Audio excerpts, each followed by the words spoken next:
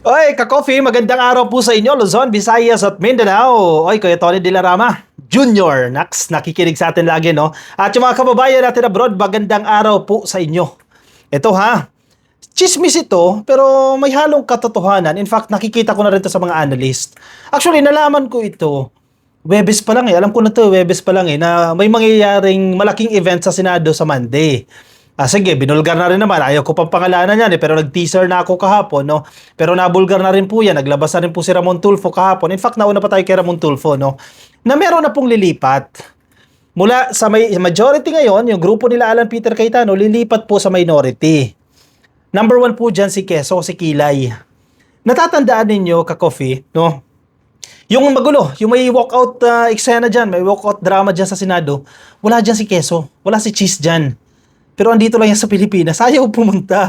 Kasi ano yun, nag-aalangan nito ka-coffee, no? Ayaw, actually, affiliated na siya sa majority, sa grupo nila Alan Peter Cayetano, pero I think doubtful siya, no? Medyo alangan siya, kaya hindi siguro pumasok during that time na nagkaroon ng drama dyan. So ganito na ang nangyari. Ito, hindi chismis ha, tip sa atin ito mula sa Senado, no? May nagbigay sa atin ng impormasyon. Nang una pa lang, lilipat na talaga yan si Cheese. Lilipat na sana sa minority yan. Pero ang offer, siya ang magiging Senate President. Aba, syempre hindi pwede. Kasi palpak na nga siya noon eh. Diba? Marami nga nagtaas ng kilay sa kanya kasi parang mabagal ang Senado. Diba? At ang ginawa niya kay Sara Duterte, impeachment case noong 2015, noong 2025. Diba? Tinulugan yan, supposedly forthwith yan. So may mga alagad, may mga, ang tawag sa amin niya sa waray, mga batos, may nagpadala ng mga emissaries, no? Para kausapin itong 11, miyembro ng minority. Pero yun niya ang offer nila. Siya ang magiging Senate President. Agad-agad na-reject yan. In fact, kinonfirm ni Kiko Pangilinan yan. Pakita ko sa inyo. Kinonfirm ni Kiko Pangilinan yan na agad-agad na ni-reject itong offer na to na maging Senate President. Okay, so during that time, medyo nag-aalangan pa, di ba? Kasi ang, paano ko ba sasabihin to? Ang number one thing, the first thing that the Senate should do is to replace Alan Peter Cayetano para kahit papano, ibalik yung integrity. Paano ba?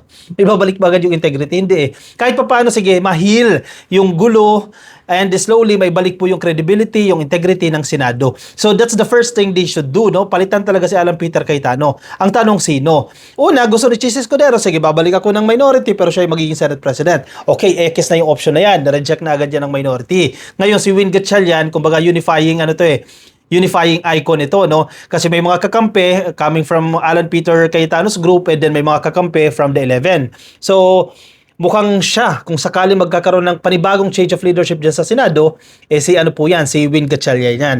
Ito yung sinasabi ko sa inyo na kinonfirm mismo yan ni Kiko Pangilinan. May 25 pa itong balita na to para i-support lang yung sinasabi ko sa inyo, no? May 25 pa po yung petsa niyan. Nasa balita din po yan. Minority Bloc rejected offer for Escudero to retake Senate presidency. Ayaw talaga ng 11 kay Chis Escudero kasi alam na nga yung ginawa dyan sa Senado. Di ba? Tinulugan nga yung impeachment, which is malaking factor yan.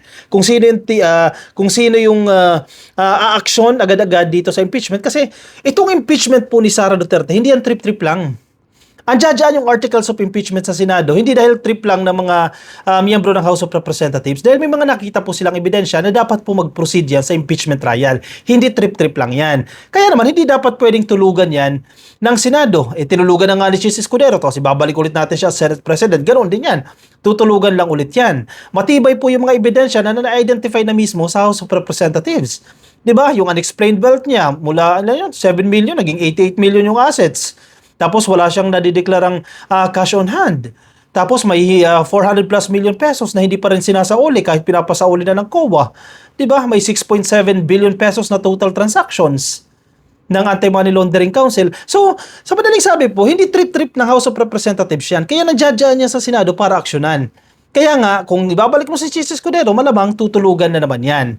Now, ano yung mangyayari sa Lunes? Sabi ng source ko, kasi magre-resume po ang sesyon ng alas 5 ng hapon. Sana totoo ito. Pwedeng magkamali din naman tayo, 'di ba? Depende kasi kung ano yung mangyayari ngayon, ano yung nangyayari ngayon, ano yung mangyayari bukas, etc. Kasi panay meeting pa rin sila, aregluhan pa rin yan sila eh. Usap-usap pa rin sila. Syempre ngayon, yung grupo ni Cayetano, nabalitaan na nila na mukhang tatalo ng bakod itong si Chis Escudero at itong si Loren Ligarda, syempre aaregluhin yan, kakausapin, etc. No? By Monday po magaganap yan. Monday 5 PM. So sana wala na naman drama. Actually itong hiling ko, no, wala na naman drama na walkout, etc. Yung magiging ugaling kalye na naman po itong mga senador kasi nakakatawa na itong senado. Sana last na ito, no. So kung lilipat po itong si Chis Escudero, kasi mukhang confirmed na, no. Base sa sabi sa akin, confirmed na si Chis Escudero na lilipat. Si Loren Ligarda medyo so-so pa, medyo kumakalembang-kalembang pa, no. So sila po ay 13 ngayon. 13 sila and 11 yung isa. Minus ba to? 12 na lang po sila. 'Di ba? O kung tatanggalin mo na si Chis Escudero, magiging 11 na lang po sila at magiging 12 na po itong si minority. Tapos kung lilipat pa si Loren, magiging 13 na 'yan. Ang punto ko, maaagaw na yung Senate presidency. Matatanggal na po kay Alan Peter Cayetano na naging disaster po. Most disastrous Senate leadership po itong ginawa ni Alan Peter Cayetano. So, kapag nabago na po yan, napalitan na po yan si Alan Peter Cayetano, ni Win Gatchalian, or kung sino man ang i-elect nilang bagong Senate President, kakalma na. Di ba? Kakalma na po itong Senado. Makapag-proceed na po.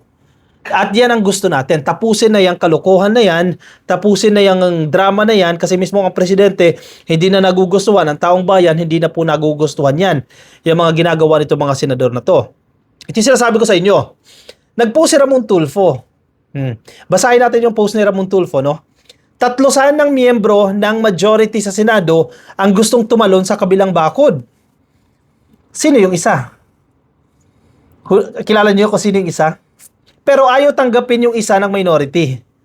Ang hula ko sa isa, si Jinggoy Estrada, pero ayaw i-confirm sa akin ng source eh. Si Jinggoy Estrada, no? Pero lalo na ngayon na nahuli na si Jinggoy, nakapag ano na ito, no? Nakapag piyansa lang po ito, kaya nakalaya. So, I don't think nalilipat yan sa minority. Kumbaga, nagalit na yan sa leadership o nagalit na yan sa gobyerno ni PBBM, etc. Ina-assume ko, kakampi ng minority ang administrasyon ni PBBM. No? So, definitely, hindi na papanig itong si Jinggoy Estrada dito sa minority. Kaya dalawa pa rin po ang maaaring sumakabilang bakod sa Monday. Nagkakaroon pa rin ng negosasyon between the two senators and their colleagues in the minority. Yung dalawang magkapatid na Villar ay steadfast to remain in the present majority dahil malaki ang utang na loob ng pamilya nila kay Digong. Definitely, itong magkapatid na Villar, itong si Camille at itong si Mark Villar, mananatili yan dyan. Lalo pa ngayon, may lumabas ng survey na mataas daw si Sara Duterte sa presidential race sa survey na yan, no?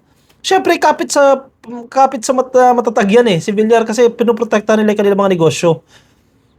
At kung sa tingin nila si Sara Duterte susunod na presidente, bakit sila lilipat? Diba bakit nila isusugal yung kanilang bilyones? Negosyo pinoprotekta nila dyan eh. Nandiyan sila sa Senado, hindi para maglingkod sa bayan, kundi para protektahan po yung kanilang negosyo. At kung lilipat yan, hindi magagalit sa kanya yung kampo ng mga Duterte. Kung ikanta siya, dyan sa mga kalokohan sa DPWH, ang tagal naging sekretary niya ng DPWH, ang daming corruption, most corrupt yan. During the time of Digong, yung DPWH. Siyempre, hindi gagawin yan. 100%. Hindi gagawin ni Mark Villar yan, at lalo na po ni Camille Villar, kasi package yan eh. Hindi pwedeng isa lang ang tatalon, laging dalawa yan, parang Cayetano yan. Hindi maghihiwalay yan, magkapatid eh. No? Ito'y ayon sa aking Tweety Bird, sabi ni Ramon Tulfo, no? Nang kinukumpirma ko sa utol kong si Erwin ay tumawa lang siya. Sino ba yung Tweety Bird mo, kuya? Sabi po ni Erwin. Ano mangyayari? Exciting, no? Ako, excited ako sa Monday. Kasi posibleng mali yung ating nasagap, posibleng mali yung information na ibinato sa atin, pero posible rin namang totoo. Pero may mga analyst din actually na nagsasabi, hindi lang tayo ha, hindi lang, kasi kailangan mo rin i-validate yan kapag may nagsabi sa'yo ng information, hindi mo naman basta-basta pwedeng ilabas yan eh. Kailangan mo rin i-corroborate yan, itugma, ibato doon sa iba pang mga analysis kung may batayan ba yan or may probability ba na mangyayari yan. Hindi yung, feeling ko lang, puro pakiramdam lang, no? Nakita ko rin po ito sa Bilyonaryo 4 hours ago. Yan, no? Nasa Bilyonaryo, no? Headline, Ligarda Escudero may bolt Senate Majority Block, sabi po ng analyst. At ang analyst na tinutukoy nila dito, si Julio Tihanki. Hindi naman po basta-bastang analyst lang po yan, no? Kumbaga kilala na po yan sa industriya nila.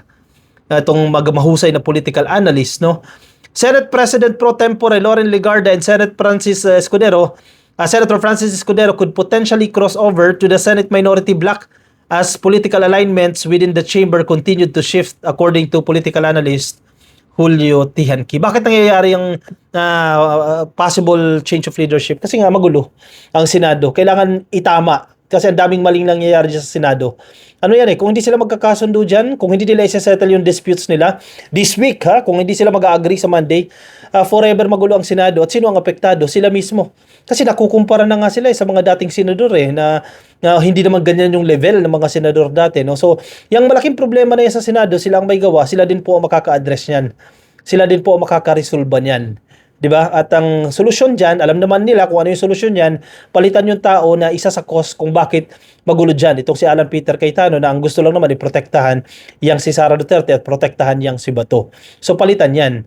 At numbers game 'yan, kahit napakagaling ka, etc., kahit ikaw ang pinakamagaling sa debate, kahit ikaw ang pinaka-reasonable, kahit ikaw ang may ebidensya, walang effect yan ka-coffee dahil ito po ay numbers game, no? Depende kung sino may pinakamaraming bilang. Kailangan makukuha mo lagi yung numero at suporta ng mga kasamahan mo. So sana totoo itong impormasyon na ibinahagi sa atin, no? Na lilipat na, kaso hudasan na talaga ito. Si Marcoleta nung isang araw parang nagsasabi siya na hindi na maghuhudas ang mga parang hindi na sila maghuhudasan diyan sa 13 na yan, pero sampal sa kanila yan kapag hinudas sila ni Chis Escudero at ni Loren Legarda, which is kung yun naman ang tama, di ba? Para maibalik ang credibility, kayo din naman makikinabang yan, di sana mangyari na po yan. Ano sa tingin nyo? I-comment po ang inyong opinion, reaction dyan sa comment section para mabasa po ng iba natin mga ka-coffee. Mula sa Facebook, baka di pa kayo naka-like, hindi pa kayo naka-follow sa ating Facebook page, comment, like, and follow lang po dyan. Sa Facebook, yung nasa TikTok, subscribe na rin po kayo. Of course, yung nasa YouTube, subscribe na rin po kayo. Again, shoutout ko lang po. Naku, isa pala nating ka-coffee ito si Kuya Tony De La Rama Jr. Kuya Tony, thank you sa panonood po ng ating videos, no? Nabanggit kasi sa akin ni Boss George na kayo daw po ay nakikinig sa ating mga videos, no? Actually, matagal na kami magkakilala nito ni Boss George noong nandoon pa ako sa isang TV station, no? Nagtatrabaho. May mga projects po sila at na-i-interview po namin yan. And nabanggit niya sa akin, ikaw ba si Ka-Coffee? So parang na-surprise ako, no? Kasi actually, sa personal Facebook page ko kasi, sa personal account ko, hindi ako nagpo-post ng aking mga vlog, no? Kasi as respect na rin sa mga kaibigan ko na magkakaiba po ng political views, no? So sa Ka-Coffee page talaga ako, doon ako nagpo-post ng aking mga content, no? At bibihira ako mag-post sa aking personal Facebook page. At bibihira din akong gumamit ng aking personal Facebook page, pero sa Messenger active po yan. Thank you po sa mga Ka-Coffee na walang sawang sumusuporta po sa atin, no? Magkita-kita po tayo sa aking susunod na video. Bye-bye.